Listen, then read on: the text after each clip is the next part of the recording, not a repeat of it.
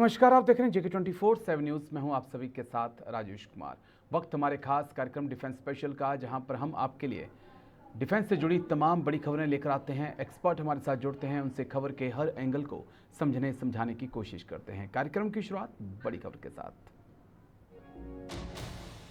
Iran पर फिर हमले कर सकता है अमेरिका। बड़ी खबर इस वक्त की आपको दिखा रहे हैं। अमेरिका चला सकता है ऑपरेशन स्लेज हैमर।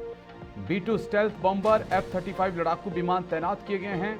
48 घंटे के भीतर बड़ा हमला ईरान पर हो सकता है। बड़ी खबर इस वक्त की आपको दिखा रहे हैं। अमेरिका चला सकता है ऑपरेशन स्लेज हैमर। बड़ी खबर इस वक्त की। B-2 स्टेल्थ बॉम्बर्स F-35 लड़ाकू विमान तैनात किए गए। 48 घंटे के भीतर ट्रंप ले सकते हैं बड़ा फैसला। बड़ी खबर इस वक्त की आपको दिखा रहे हैं। ईरान पर फिर बड़े हमले कर सकता है अमेरिका। अमेरिका चला सकता है ऑपरेशन स्लेज हैमर। जल्दी से ग्राफिक्स एक बार प्ले कर दीजिए, उसके बाद एक्सपर्ट्स के पास हम चलेंगे। चर्चा की हम शुरुआत करेंगे।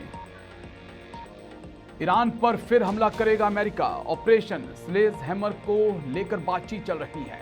समुद्र, जमीन, आसमान से एक साथ हमले की तैयारी। खार्क आइलैंड और परमाणु सेंटर इस बार निशाना होंगे। ऑपरेशन एपिक फ्यूरी 2.0 पर फोकस अमेरिका का। इसी बीच अमेरिका ने अपने कार्गो जहाजों को खाड़ी के देशों से हटने के लिए कहा है। खाड़ी में तैनात किए जा चुके हैं 50,000 सैनिक। जमीन के नीचे रखे परमाणु जखीरे को नष्ट करने के लिए स्पेशल ऑपरेशन चलाने की तैयारी अमेरिका की तरफ से की जा रही है। डोनाल्ड ट्रंप बीजिंग से लौट चुके हैं और खबरें हैं कि बीजिंग से लौटने के बाद वो अपने टॉप जनरल्स के साथ इसी मुद्दे पर बातचीत कर रहे हैं कि कैसे अब आगे ईरान को कमजोर करना है। क्या फिर से जंग शुरू होने वाली है? समझना होगा। समझाने के लिए दो खास मेहमान, जाने माने defence expert colonel Dinesh Sharma हमारे साथ ज्वाइन कर चुके हैं। बहुत बहुत शुक्रिया सर, थैंक यू, जय हिंद, थैंक यू। हमारे साथ डॉक्टर अजिताभ सिंह, विदेश मामलों के जानकार भी ज्वाइन कर चुके हैं। बहुत बहुत शुक्रिया डॉक्टर साहब, थैंक यू, जय हिंद, थैंक यू। चर्चा की शुरुआत क्या हो गया? कर्नल दिनेश शर्मा सर आपके साथ। आवाज आ रही है सर आप तक? आवाज, कैन यू हेयर मी? जी मैं आपको सुन पा रहा हूं सर, आप मुझे सुन पा रहे हैं? जी मैं सुन रहा हूं। जी बोलिए राजेश जी। जी सबसे अहम और सबसे बड़ा सवाल सर, बहुत ज्यादा चर्चाएं इस वक्त ऑपरेशन स्लेज हैमर को लेकर। कहा जा रहा है कि अमेरिका एक बार फिर से ईरान पर हमले शुरू कर सकता है। अमेरिका और ईरान के टॉप मिलिट्री लीडर्स की मुलाकात भी हुई है और अब ट्रंप की हाँ का और फैसले का इंतजार किया जा रहा है कि वो क्या कहते हैं। और दूसरी तरफ अमेरिका और इजराइल की आर्मी तैयार है। क्या वाकई में एक और जंग शुरू हो सकती है जो बीच में सीज फायर था खत्म करके? सब राजेश जी, मेरा ये मानना है कि जब से डोनाल्ड ट्रंप साहब चाइना से वापस आए हुए हैं और चाइना की विजिट जो है वो एक सक्सेसफुल नहीं रही थी, और जब मैं ये शब्द इस्तेमाल कर सकता हूं कि उन्हें एक बहुत ही बड़ी ह्यूमिलेशन हुई है, जी जिस वजह से पूरी दुनिया के अंदर उनकी जो साख है उसके ऊपर प्रश्न चिन्ह लगा है, तो इन सारी बातों से ध्यान डाइवर्ट करने के लिए वो एक प्रकार का नया नेगेटिव बना रहे हैं, जिससे कि उनकी जो सफलता नहीं मिली है उससे लोगों का ध्यान हट जाए।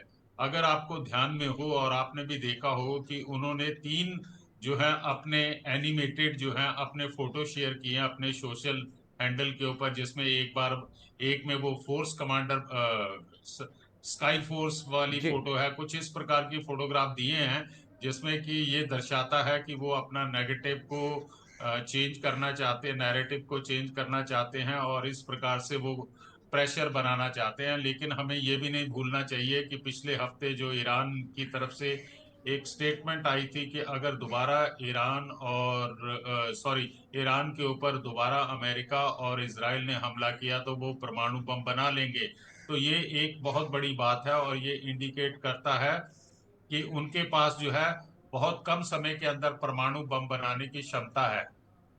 अगर ठीक बाई है। चांस वो परमाणु बम नहीं भी बनाते हैं तो वो एक डर्टी बम बना सकते हैं जो कि काफी हद तक जो है नुकसान पहुंचा सकता है। तो ये एक समय आ गया जबकि पूरे विश्व संगठन को इस स्टेटमेंट की ओर ध्यान देना चाहिए और इसके साथ साथ जो है अमेरिका को भी अपने जो उन्होंने पॉइंट दे रहे हैं उसके ऊपर कुछ फ्लेक्सिबिलिटी लाके और बातचीत का दरवाजा खोलना चाहिए। जी राजेश। ठीक है सर, मैं लौटता हूं आपके पास। डॉक्टर अजीताभ सिंह हैं, उनके पास हम चलेंगे। डॉक्टर साहब, आपका क्या पॉइंट ऑफ व्यू है? क्योंकि खबरें तो तमाम इस तरह की आ रही हैं कि काफ़ी मोबिलाइजेशंस अमेरिकन आर्मी का भी देखने को मिल रहा है, खासकर उनके फाइटर जेट्स हों, मिसाइल्स हों, या उनके एंटी मिसाइल सिस्टम हो, उनकी एक मूवमेंट भी देखने को मिल रही है।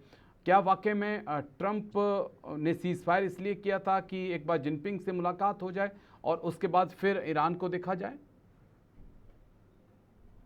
देखिए राजेश जी, इन्होंने पिछले साल याद कीजिए, मिडनाइट हैमर ऑपरेशन किया था जी। पिछले साल जून में, उसका क्या हश्र हुआ। अब ये नया जो स्लेज हैमर की बात कर रहे हैं, उसके पहले उनको 10 बार सोचना होगा, और वो सोचेंगे भी। जिस तरह से चीन में उनको विफलता मिली है, उसको देखते हुए नई रणनीति तैयार करना उनकी मजबूरी हो गई है। अगर युद्ध से ही फैसला होता तो शायद अब तक हो चुका होता, और वो चाइना जाते, एक विजयी होके जाते, तो शायद चाइना से कुछ ज्यादा एक्सट्रैक्ट कर सकते थे। तो ऐसे में अब एक तरफ ये मनोवैज्ञानिक दबाव मुझे लगता है ज्यादा है बनिस्बत की युद्ध की कोशिश अभी भी बैक चैनल से चल रही है। अभी भी कहा जा रहा है कि पाकिस्तान के जो इंटीरियर मिनिस्टर, जो गृह मंत्री हैं, वो ईरान, तेहरान गए हुए हैं। और इस बीच और भी कई तरह से बैक चैनल की बातें हो रही हैं, यूनाइटेड नेशंस में भी कुछ बात हुई है। तो मुझे लगता है बातचीत का रास्ता अभी भी खुला हुआ है, और एक तरफ थोड़ी सी जो व्यवहार में है और बातों में भी लचीलापन भी दिख रहा है अमेरिका और ईरान दोनों के तरफ से। तो शायद बात बन जाए, नहीं तो युद्ध तो विकल्प है नहीं, लेकिन युद्ध अमेरिका उससे पीछे हटेगा भी नहीं। ओके, मैं कर्नल दिनेश शर्मा सर एक और सवाल के साथ आपके पास आ रहा हूं कि अगर अमेरिका फिर से हमला नहीं करता है तब भी ईरान परमाणु हथियार बनाएगा, अगर करता है तब भी परमाणु हथियार बनाएगा। और यहाँ पे खाड़ी देशों की बात करें तो यूएई को, कतर को और इजराइल को इस वक्त कहीं ना कहीं टेंशन इस बात की है, और स्थिति जो ट्रंप की है वो भी डामाडोल होती दिखाई पड़ रही है। और क्या, कैसे हम देख रहे हैं कि क्या वाकई में ईरान के पास अभी भी इतनी कुव्वत, इतने हथियार हैं कि वो अमेरिका को चुनौती दे सकता है? और इस बार शायद ऐसा भी हो सकता है कि खाड़ी के कुछ देश और खुलकर सामने आए। राजेश, आपके सवाल को जो है 3 भागों में बांटा जा सकता है। पहली बात तो जो आपने सवाल किया जी। कि ईरान के ऊपर अगर हमला होता है तब भी वो परमाणु बम बनाएगा, अगर हमला नहीं होता तब भी वो परमाणु बम बनाएगा। देखिए साहब, ऐसा है कि 28 फरवरी से जब से युद्ध शुरू हुआ है, ईरान ने जो है कभी भी परमाणु बम बनाने की बात नहीं की। मैं सिर्फ इस 28 फरवरी से लेके और जो पिछले हफ्ते तक के पीरियड के लिए बात कर रहा हूं मैं। जी। और उसने पहले भी जो है 26 फरवरी को, जिस समय जेनेवा के अंदर इन लोगों की अमेरिका और ईरान की बातचीत हो रही थी ओमान के थ्रू, तो उस समय भी ईरान राजी हो गया था कि वो परमाणु बम नहीं बनाएगा, लेकिन उसके बाद 28 फरवरी को जो है इनके ऊपर हमला हो जाता है। तो मेरा ये कहना है, मेरा ये मानना है कि ईरान की इच्छा जरूर है, उसका एक सपना जरूर है कि वो परमाणु बम बना के और मिडिल ईस्ट या वेस्ट एशिया के अंदर वो एक ताकतवर देश बनना चाहता है, और इसके साथ साथ जो है वो मुस्लिम वर्ल्ड का भी उनको भी लीड करना चाहता है। जी। अब दूसरी तरफ आस्पेक्ट आ जाता है आपका इसराइल का। तो देखिए साहब, ऐसा है कि इसराइल का जो अपने मिलिट्री एम थे, वो डे 1 से ही बहुत क्लियर थे कि उन्होंने ईरान को हर हालत में इतना कमजोर करना है कि वो ना आने वाले दिनों में कोई परमाणु बम बना सके, या ना ही उसकी सैन्य शक्ति इतनी बड़ी हो कि वो उसके ऊपर हमला कर सके। अभी मेरा ख्याल है पिछले हफ्ते या 10 दिन पहले ही जो है इसराइल के पास 6,500 टन जो है गोला बारूद और आर्म सबमिशन आया है। तो ये इसका पूरी तरह से इंडिकेशन है कि आने वाले दिनों के अंदर इसराइल जो है वो ईरान के ऊपर हमला करेगा। अब बात कर लेते हैं अमेरिका की। देखिए साहब, ऐसा है कि अमेरिका का ने जो है डे 1 से, मैं हिस्ट्री में नहीं जाऊंगा, जी। पर मैं इतना कहूंगा कि डे 1 से हमला करने से पहले जो है ईरान का पूरी तरह से उसकी कैपेबिलिटीज, उसकी वनरेबिलिटी, उसका मिलिट्री आंकलन अमेरिका ने नहीं किया था, और ओके। उन्हें नहीं पता था कि ईरान जो है इस प्रकार से लड़ेगा। अभी जो है ईरान के पिछले 15 दिन से जो मैं देख रहा हूँ, स्टडी कर रहा हूँ, ईरान के 15 दिन से जो है उसके सुर बदले बदले नजर आ रहे हैं। 27 अप्रैल के बाद से जो है इनके फॉरेन मिनिस्टर की ओमान में, रशिया में, चाइना के अंदर जो यात्रा हुई, उसके बाद से जो है ये बड़े कॉन्फिडेंस और बड़ी हार्श स्टेटमेंटें दे रहे हैं। अब बात आ जाती ईरान की। देखिए साहब, ऐसा है कि ईरान का टेक्टिकल नुकसान काफी हो चुका है। वो किसी भी हालत में जो है वो अमेरिका और इजराइल का मुकाबला नहीं कर सकता। अब जो उनकी कंट्रोलिंग पावर है, चाहे वो आईआरसीजी है, उनको जो है एक जी कोई एक्शन लेना पड़ेगा कि किसी तरह से ये युद्ध रुक जाए। एक लास्ट सेंटेंस है, कहीं ईरान की भी हालत वही ना हो जो कि यूक्रेन की हो रही है, क्योंकि यूक्रेन ने भी जो है स्टार्टिंग के अंदर जो है आंकलन नहीं किया और लोगों के कहने के ऊपर जो है वो युद्ध के अंदर कूद पड़ा, और बाद में over a period of time जो है अमेरिका ने भी और यूरोप ने भी उससे हाथ पीछे खींच लिए। और कहीं ये भी ईरान की भी ये ना हालत हो कि आज चाहे डायरेक्टली इनडायरेक्टली उसे रशिया या चाइना सपोर्ट कर रहा और वो आने वाले दिनों के अंदर जो है उसके ऊपर ज्यादा नुकसान हो। क्योंकि वर्ल्ड ठीक है राजनीति सर। के अंदर हमारे डॉक्टर साहब जो साथ में है वो ज्यादा एक्सप्लेन कर पाएंगे। वर्ल्ड राजनीति अब इस प्रकार से बदल चुकी है कि जो आपके परमानेंट मित्र हैं, आप उनका साथ छोड़ के और उनसे मित्रता कर रहे हैं जो आपके हितों को पूरा कर सके। तो ठीक है ये अब सर, देखना पड़ेगा कि देख रहे हैं, इस पे किस नजर प्रकार रहेगी। से ठीक जो है, है पॉइंट इज बातचीत क्लियर आगे सर। बढ़ती ओके, है। Point is clear. Doctor Ajitabh Singh sir, मैं आपके पास आना चाहूँगा। कैसे हम सर, डोनाल्ड ट्रंप की ये जो बीजिंग की यात्रा है, क्या वाकई में इसे एक फ्लॉप शो माना जाए डोनाल्ड, और क्योंकि डोनाल्ड ट्रंप बड़ी उम्मीदें लेकर गए थे, लेकिन जिस प्रकार का रिएक्शन चाइना से आया है, स्टेटमेंट्स आ रही हैं, उसमें लग रहा है कि बहुत ज़्यादा कामयाबी डोनाल्ड ट्रंप को मिली नहीं है। और लेकिन ट्रंप ने, मैं पूरी जो शी जिनपिंग के साथ मीटिंग हो रही थी, ट्रंप ने शी जिनपिंग के सामने एक बात कही थी कि स्टेट ऑफ हॉर्मुज को लेकर और न्यूक्लियर वेपन्स को लेकर ईरान, माफ़ करिए, अमेरिका और चाइना एक साथ हैं ईरान के खिलाफ।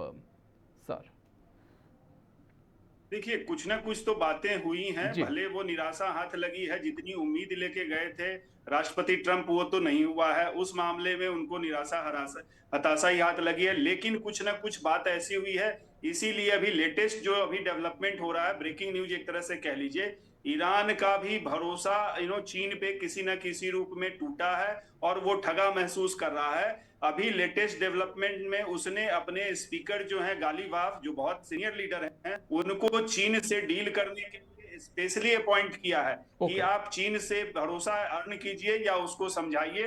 तो ये दिखाता है कि कहीं ना कहीं चीन से कुछ तो तनातनी की कुछ बात हो रही है। दूसरी तरफ यस, राष्ट्रपति ट्रंप जितना सोच के गए थे उसमें उनको निराशा लगी, इसीलिए अब वो ऑपरेशन स्लेज हैमर की भी बात कर रहे हैं। तो लेकिन बीच में थोड़ी सी बातचीत भी आसार दिख रहे हैं दोनों तरफ से। थोड़ा सा लचीलापन भी है। एक ट्रंप कह रहे हैं कि 20 साल का वो कर ले, मॉनिटरियम कर ले। दूसरी तरफ ईरान के जो विदेश मंत्री हैं अरागची, वो भी कुछ पहले से थोड़ा सा सॉफ्ट अप्रोच लेके चल रहे हैं।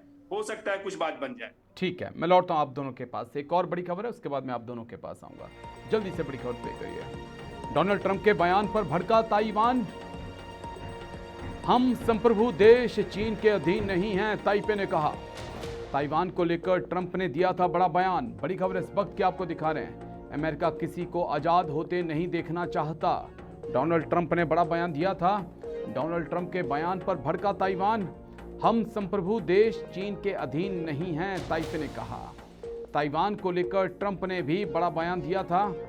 अमेरिका किसी को आज़ाद होते नहीं देखना चाहता। बड़ी खबर इस वक्त की। डोनाल्ड ट्रंप के बयान पर भड़का ताइवान। बड़ी खबर आपको दिखा रहे हैं। हम संप्रभु देश हैं, ताइवान को लेकर ट्रंप ने बड़ा बयान दिया है।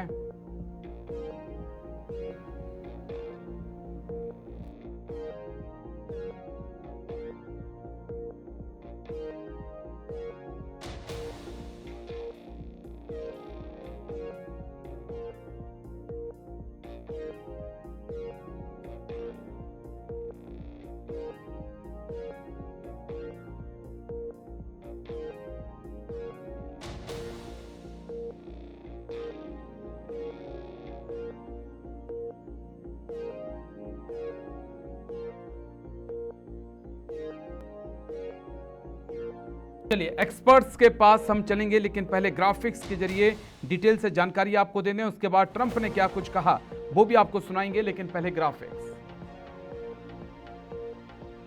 ट्रंप का ताइवान को झटका। ताइवान को लेकर ट्रंप ने दिया बड़ा बयान, किसी को आजाद होते नहीं देखना चाहते। ट्रंप ने बड़ा बयान दिया है। चीन के लिए ताइवान 59 मील दूर है, लेकिन अमेरिका के लिए 9,500 मील दूर है। जिनपिंग ने दी थी अमेरिका को चेतावनी। वन चाइना पॉलिसी को मानता है यूएस, मगर ताइवान को बेचता रहा है हथियार।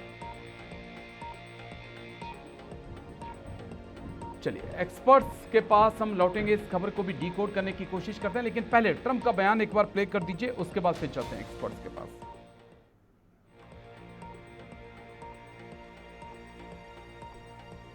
Taiwan feel more or less secure after your meetings with President Xi? Neutral. Neutral. This Has has the been going on for policy years. changed at all? No, nothing's U.S. changed. policy. No, nothing's changed. I will say this: I'm not looking to have somebody go independent, and we're supposed to travel 9,500 miles to fight a war. I'm not looking for that. I want them to cool down. I want China to cool down.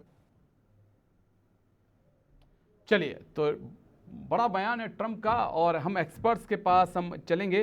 Colonel Dinesh Sharma sir हमारे साथ, जाने माने defence expert जुड़े हुए हैं। Colonel Dinesh Sharma sir, मैं आपके पास आना चाहूँगा।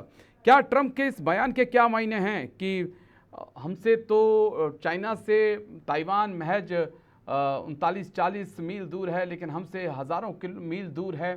क्या मायने इसके कि हम किसी को भी आज़ाद होते नहीं देखना चाहते हैं? राजेश, सबसे पहले हमें ये बात समझनी चाहिए, क्योंकि इंटरनेशनल मीडिया और हमारे मीडिया के अंदर भी एक प्रकार की ये बात की बहुत डिस्कशन हो रही है कि डोनाल्ड ट्रंप ने चाइना के सामने जो है ताइवान का जो उनका मुद्दा है उसको सरेंडर कर दिया है।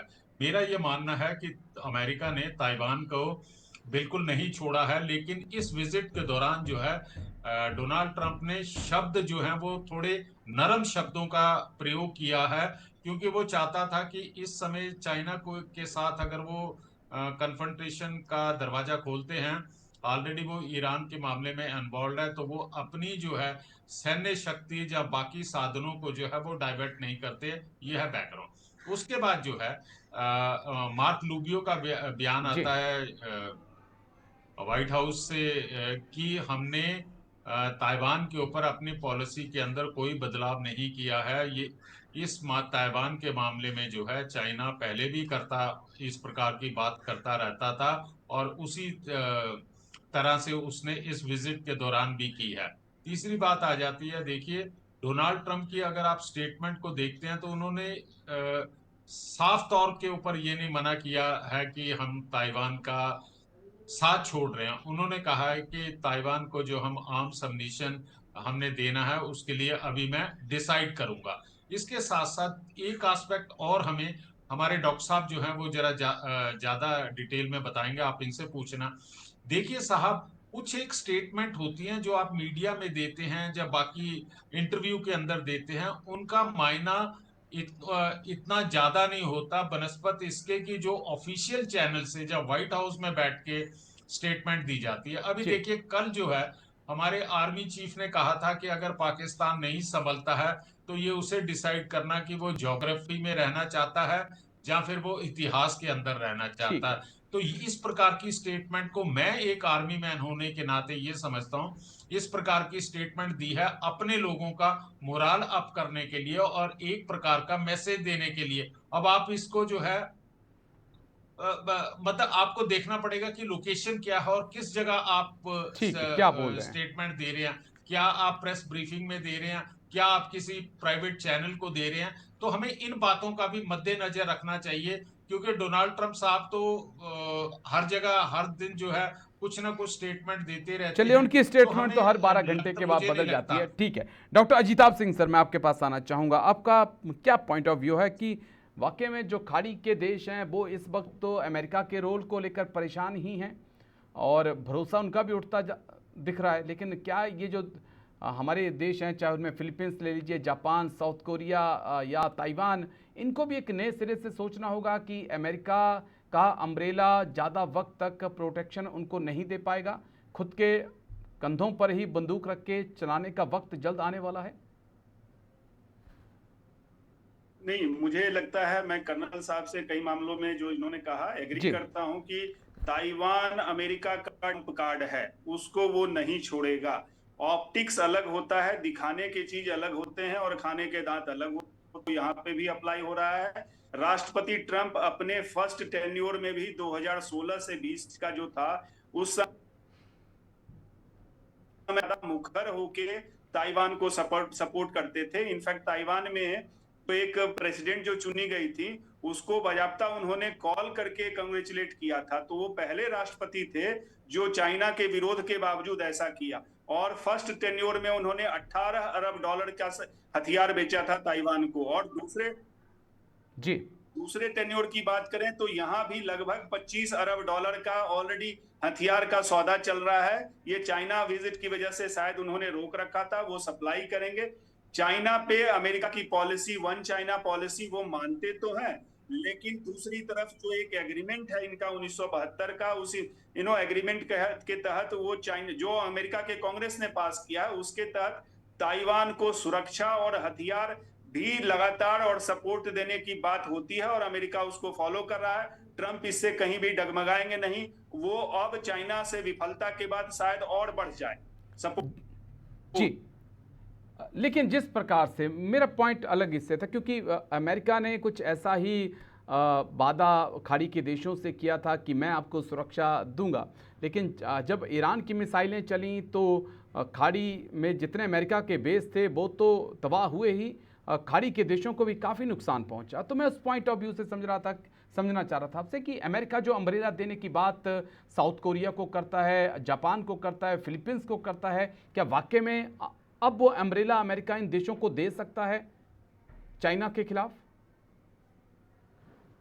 देखिए, यहाँ पे अमेरिका ने जापान में देखिएगा तो 54,000 सैनिक अपने रख रखे हैं, साउथ कोरिया में उसने 25-26 हजार रखे हैं, तो और अपने सैनिक अड्डे भी बहुत तगड़े से बना। ये सारी चीजें उस एरिया को, साउथ ईस्ट एशिया में खास करके फार ईस्ट में प्रोटेक्शन के लिए इन्होंने जो अपना डिफेंस का कमिटमेंट दे रखा है, एग्रीमेंट दे रखा है, उसके तहत निश्चित रूप से खाड़ी के देशों का भरोसा टूटा है और उससे शायद साउथ ईस्ट एशिया के देश भी थोड़े से भड़केंगे। और इसीलिए आप खाड़ी के देश क्या कह रहे हैं कि आप आर्टिकल 5 जो नेटो का है उसके तहत एग्रीमेंट कीजिए और प्रोटेक्शन, फुल प्रोटेक्शन की बात दीजिए जैसे नेटो के अंदर है। तो इस तरह की बातें उठने लगी हैं, लेकिन अभी भी इनके पास और बहुत चारा नहीं है। चीन की विस्तारवादी नीति को देखते हुए अमेरिका ही इनका एक भरोसा है, और अभी रूस की हालत जो देख रहे हैं आप, वो तो देख ही रहे हैं। लेकिन हाँ, निश्चित रूप से एग्रीमेंट में या जो कॉपरेशन है कुछ नई बातें होंगी, कुछ नए चेंजेज होंगे समय को देखते हुए। ठीक है, मैं लौटता हूं आप दोनों के पास। एक और बड़ी खबर, उसके बाद दोनों के पास लौटूंगा। जल्दी से बड़ी खबर प्ले करिए। अमेरिका की गीदड़ भभकियों से बेखौफ है ईरान। हॉर्मुज के लिए नया ट्रैफिक सिस्टम लाएगा ईरान। खास सर्विस के लिए जहाजों को देना होगा टैक्स। ईरान की यूएई और ओमान पर हमले की धमकी। अमेरिका की गीदड़ भभकियों के बीच बेखौफ ईरान। अमेरिका की गीदड़ भभकियों के बीच बेखौफ है ईरान। हॉर्मुज के लिए नया ट्रैफिक सिस्टम लाएगा ईरान। खास सर्विस के लिए जहाज़ों को टैक्स देना होगा। ईरान की यूएई और ओमान को हमले की धमकी। अमेरिका की गीदड़ भभकियों से बेखौफ है ईरान। हॉर्मुज के लिए नया सिस्टम लाएगा ईरान। खास सर्विस के लिए जहाज़ों को टैक्स देना होगा। ईरान की यूएई, ओमान और को हमले की धमकी। ग्राफिक्स उसके बाद एक्सपर्ट्स के पास। गीदड़ भभकियों से बेखौफ है ईरान। बड़ी खबर आपको इस वक्त की हम दिखा रहे हैं।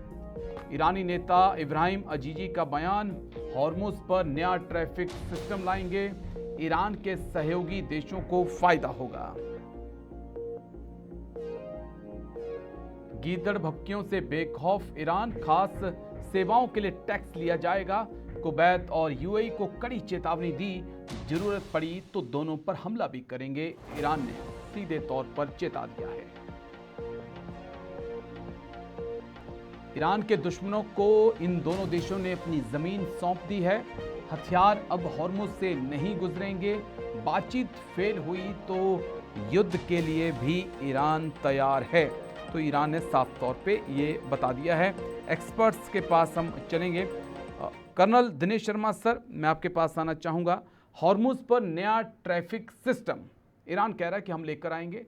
जो हमारे खास दोस्त देश हैं उनके लिए तो खुला है, लेकिन बाकियों को टैक्स देकर चलना होगा।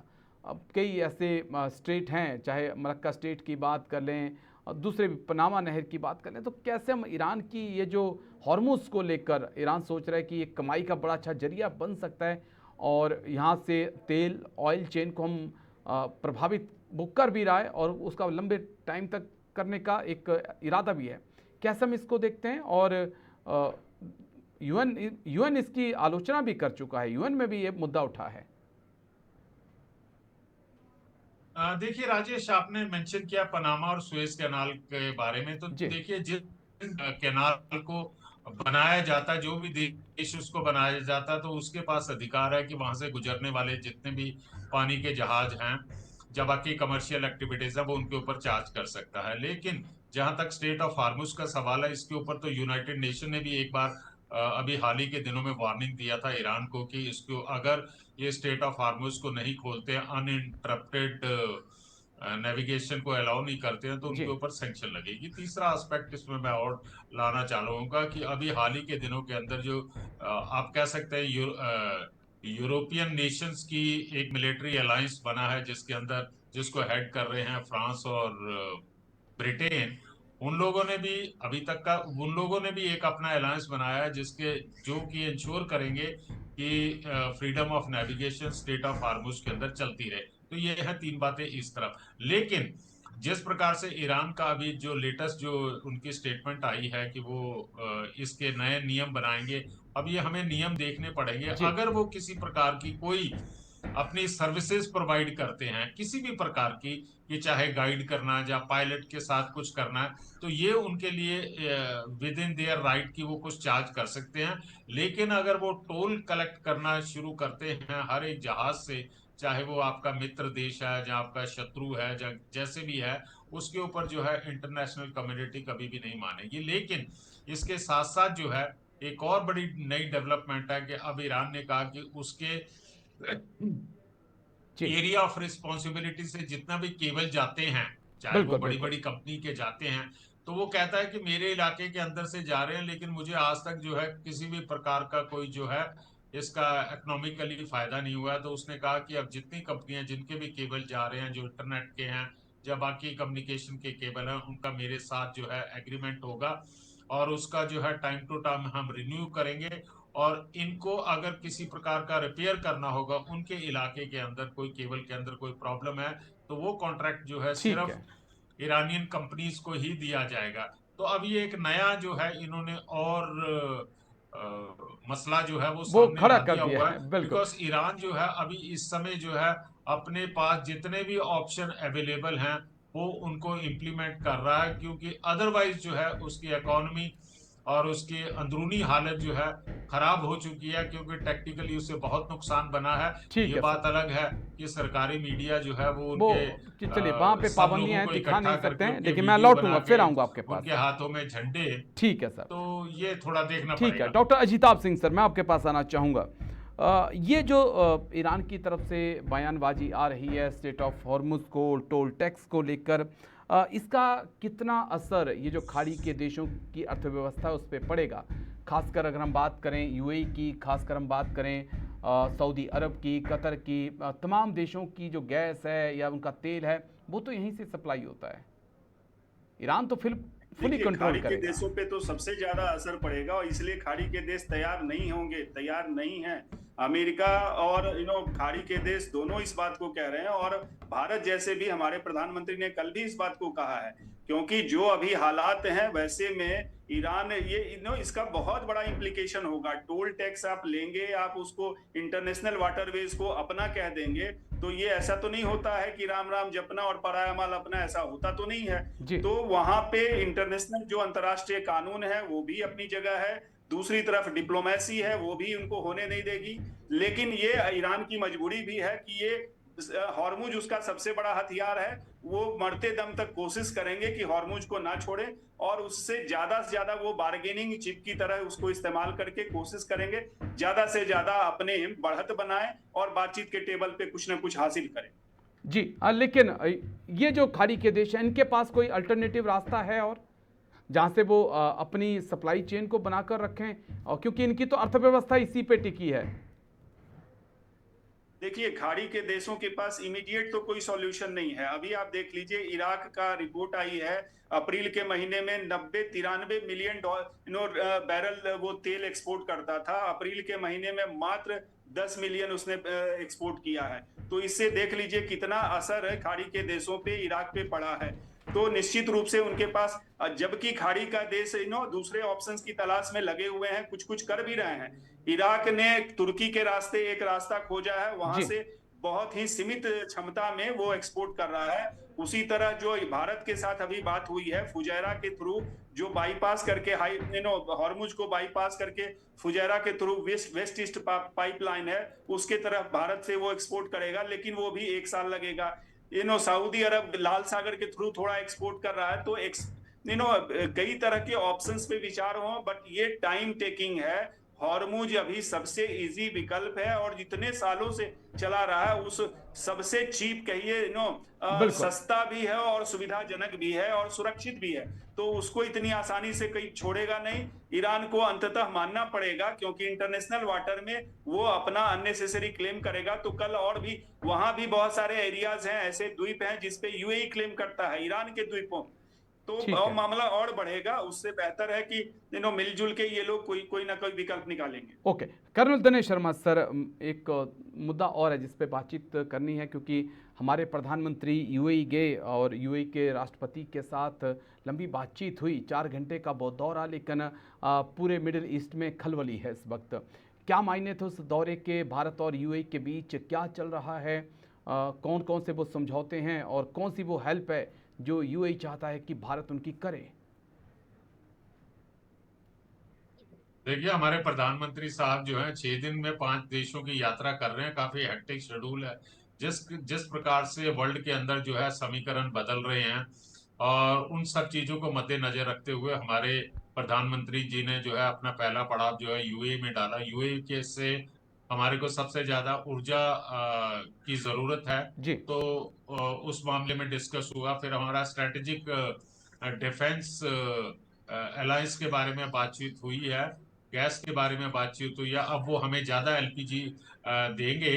और दूसरा ऐसा है कि भारत एक डिपेंडेंट कंट्री है और हमारे यूएई के साथ जो है बहुत ज्यादा अच्छे संबंध है। हमारे वहां पर मिडिल ईस्ट के अंदर भारत के जो है नागरिक काम कर रहे हैं, तो उनके साथ हमारा बेसिकली आई कैन से कि आप जो हैं अपना ऊर्जा के ऊपर जो है ज्यादा कंसंट्रेशन है। बाकी उसके बाद जो बाकी कंट्रीज के पास गए हैं, चाहे वो नॉर्वे है, नीदरलैंड है, तो वहां से बेसिकली हमें अपने सेमीकंडक्टर के लिए एआई ये है। लेकिन कर्नल दिनेश शर्मा सर, मैं यूएई पे टिका रहना चाहता हूँ। क्या, क्योंकि ऐसी खबरें भी आ रही हैं कि सोर्सेस के जरिए से कि यूएई इंडिया से चाहता है कि जिस प्रकार का समझौता पाकिस्तान और सऊदी में हुआ है, वैसा ही एक समझौता यूएई और भारत के बीच में भी हो, ताकि ईरान अगर कल को हमला करे तो उनके पास कोई दोस्त हो जो उनके पीछे खड़ा हो। कितना दम? वो तो हमारी पॉलिसी में नहीं है। ओके, वो तो हमारी पॉलिसी में नहीं है ना, इंडिया की पॉलिसी के अंदर नहीं है। हमारी स्ट्रेटेजिक डिफेंस कोऑपरेशन या स्ट्रेटेजिक डिफेंस अलायंस हुआ है, लेकिन हमारा किसी के साथ ऐसा, और ना हमारे देश की पॉलिसी है कि हम इस प्रकार के अलायंसेस के अंदर अपने आप को इन्वॉल्व करेंगे।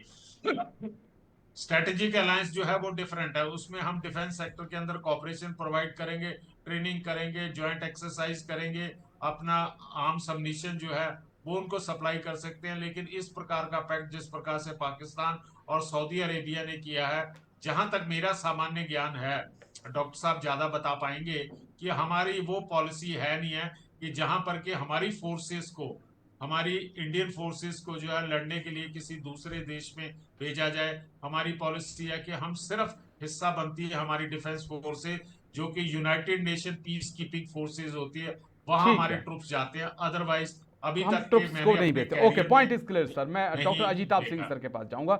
सर, आपका पॉइंट ऑफ व्यू, प्रधानमंत्री मोदी की यूएई की विजिट, 4 घंटे का वो दौरा, लेकिन चर्चा देश में भी और पूरी दुनिया में भी। ये बहुत ही महत्वपूर्ण विजिट रहा प्राइम मिनिस्टर का, और इसमें कई सारे ऐसे संबंध समझौते हुए हैं। आप देखिए, ये पहले हम सिर्फ तेल और व्यापार की बात करते थे यूएई के साथ, आज वो रक्षा, सुरक्षा और रणनीतिक सहयोग तक पहुंच गया है। तो निश्चित रूप से जो यूएई की अभी एक तरह से तबाही की है, 2800 से ज्यादा अटैक ईरान ने यूएई पे किए हैं, ऐसे समय में यूएई को के साथ खड़ा रहना भारत के लिए, और भारत के प्रधानमंत्री का दौरा, ये एक भरोसे का दौरा हुआ। क्योंकि आप देख लीजिए, लगभग 40-45 लाख भारतीय वहां रहते हैं, जी। उनकी सुरक्षा भी इससे जुड़ी हुई है। और जो रेमिटेंस आता है वो भी बहुत बड़ी चीज है। एक तरफ उसने पाकिस्तान से $3.5 अरब वापस करवा लिया, दूसरी तरफ हम इंडिया में उसने $5 अरब इन्वेस्ट करने की बात की है। तो आप देख लीजिए हमारे रिश्ते कितने उनसे प्रगाढ़ हैं और कई विश्वासपूर्ण हैं। तो ये और बढ़ेगा इस विजिट से, और ज्यादा कई नई चीजें खुल के आई हैं रक्षा से क्षेत्र में भी। जैसा आप कर्नल साहब ने कहा, बहुत कोलैबोरेशन की बात है, ज्वाइंट एक्सरसाइजेस की बात है, ज्वाइंट प्रोडक्शन की बात है, वो सबसे और ज्यादा मजबूत होगा रिश्ता। और यूएई कहीं ना कहीं ऐसे लुकआउट की तलाश में भी है, इसीलिए उसने जो अब्राहम एकॉर्ड है, I2 का एक है हमारा, या जो India middle east Europe economic corridor की बात है, कई सारे ऐसे मुद्दे हैं जिसपे हम साथ काम कर रहे हैं। और इस विजिट से उस पे और ज्यादा एक तरह से बल मिलेगा और ज्यादा प्रोग्रेस होगा उसमें। चलिए, इंतजार रहेगा कि क्या कुछ होता है, लेकिन शुक्रिया आज के लिए, बहुत बहुत शुक्रिया आपका कर्नल दिनेश शर्मा सर, बहुत बहुत शुक्रिया डॉक्टर अजिताभ सिंह जी आपका हमारे साथ जुड़ने के लिए, तमाम पहलुओं पर इतनी बारीकी से बात रखने के लिए। डिफेंस स्पेशल में इतना ही, कल फिर होगी मुलाकात, दीजिए इजाजत, नमस्कार।